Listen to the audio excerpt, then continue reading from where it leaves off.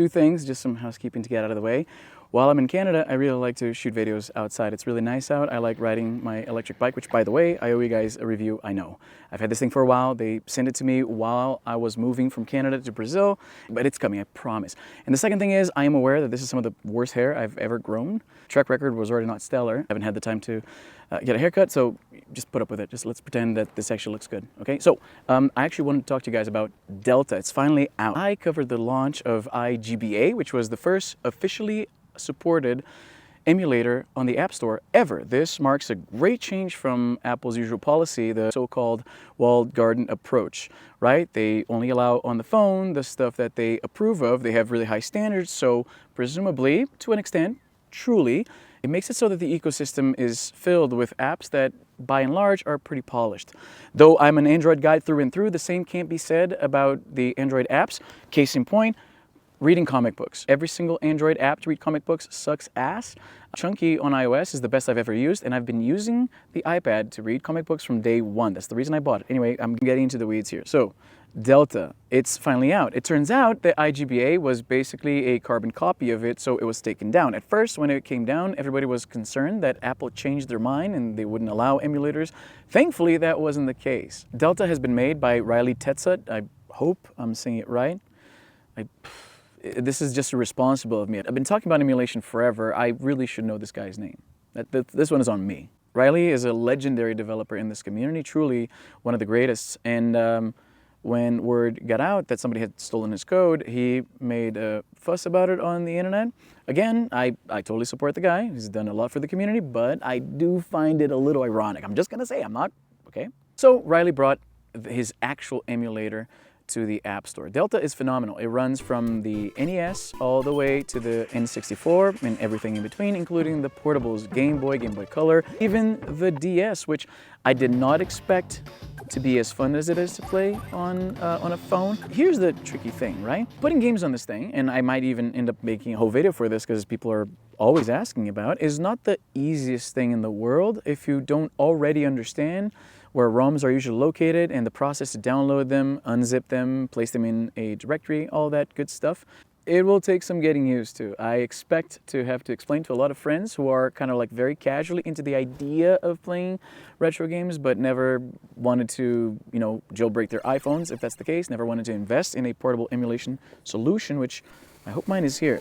I've been meaning, dude, I'm so behind, I apologize. This is something I haven't touched in my video when I came back. The reason I'm back in Canada is because my father passed away. I think some of you who are closer to me might know this. I'm mostly okay now. It's been a little over a month and change, and this is why I'm back here. So, understandably, a lot has been on my mind in between, like, you know, moving to another country and then this happening. But I am truly glad to be back with you guys. I actually missed this. So anyway, I was talking about this guy, the Mio Mini Plus. I owe you guys a review of this too, as well as an EDC, an updated EDC, because now this thing, since I became a digital nomad, this is my studio, man. Straight up. My phone is my camera. The iPad is where I'm reading the notes for this video. I got the microphone here. I got it all, right? So anyway, I owe you guys a video. I owe you guys a lot. I apologize.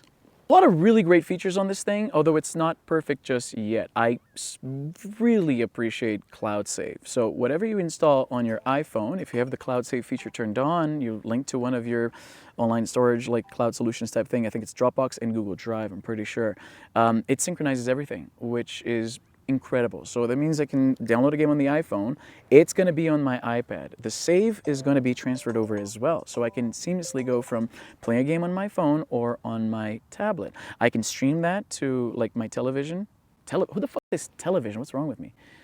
I can stream that to my TV. I don't even have a TV anymore. I'm a digital nomad. I think this is technically the fancy way to say that you're a homeless person in the 21st century. Maybe. It kind of is, right? Like it sort of feels like being home. I do spend a lot of time outside. What was I saying? Jesus Christ. Cloud Save. Oh my God, it's amazing. Like cloud saving solutions for like your save games have been around. This is like that Apple sort of effect. I know Apple didn't make this, but it is on the iPhone, and it's gonna carry a little bit of that same sheen of like, oh, look at this. Now you can do this, as if you couldn't do it before. And yes, I know Android guys, I'm one of you. Let's cool it with the, oh my God, I've been doing this on my whatever phone that I had back at like 20 years ago. Look, yeah, we could always do this, right? This is not new, but it is very polished. One of the greatest of the industry is involved, which is exciting, and it's going to bring a lot of people to our hobby. So you guys got to cool it with the, like, I'm too cool for this attitude. Like, this old shit, man. It's fun. It's cool that a lot of people are going to be interested in buying portable, not portable, like the, what do you call it, game pads and stuff like that. I just received one to review, which is, put that on the list of things I owe you guys. So Cloud Save is cool. I would have loved to see retro achievements. For those who don't know, retro achievements is a new way to play these games again. The emulator accesses the RAM as it's reading the game, so the emulator knows what you're doing because it's accessing that code. So that means that you can set it so that if you perform certain actions, you get an achievement, right? So it's really cool to play these old games with these retro achievements. It makes you go and revisit these games, do stuff that you never tried to do before. I'm going through the retro achievements in Super Mario World, and I'll say some of that stuff, I'm actually surprised I managed to pull that off because I'm not that skilled at that game. I only played it for 30 years. I like that you can put skins on. I would have preferred a different solution than what they went with, which is like you figure out where they are, you download them, and then you add the file here. A little bit too cumbersome. Like the whole, I'm very excited about like newbies coming into the hobby. I said that newbies really weird, didn't I? I'm excited that new people are coming into the hobby because of this, right? I have a lot of iPhone owning friends that are never really cared about emulation, and now they're like, hey, what's this? So I love seeing this, right? But that's the thing, like we're getting like, on one hand, this is going to bring a lot of newcomers, right? But on the other hand, the process of installing ROMs and skins is a little bit more complicated than I would have liked. With the ROMs, I totally understand. It's not like you'd be able to put the ROMs in the App Store. They're not that cool. Oh man, the Nintendo community is gonna fucking eat me alive for that. Add that to the list of videos I owe you guys. I've been meaning to make a video about the whole like emulation. Is this piracy? You wouldn't download a game. Remember you wouldn't download a car things? Really doesn't translate well to ROMs. Yeah, I would download a bunch of ROMs. And no, I don't think that's stealing, but that's a topic for another video. Here's what I'm really excited about, right? I've been emulating forever, even on an iPhone. I've had jailbroken iPhones before. Here's what I'm really excited about. This means, it seems, that somebody could port, say, DOSBox to the iPad. It's been there before, but again, it's been kind of janky, right? Like official solutions are always great, especially official solutions that come with things like cloud saves and things like that, right? I would have liked to see multiplayer on Delta 2. Retro achievements, multiplayer. Please, Riley, I'm begging you. I know I fucked your name at the beginning, but I'm not the only one who would love this. That somebody could port DOSBox to iOS. So the iPad having a 4:3 aspect ratio, this would be perfect for running like old computer games that I used to play when I was a kid. Plus, now you can pair a mouse and keyboard to an iPad, so this would be an amazing machine to play some of these old retro games, right? Like emulating NES and all these consoles has always been relatively easy. Emulating older computers, not as much. So I would have liked to see that. If any developers are watching this, please port DOSBox to iOS. I would love you for it.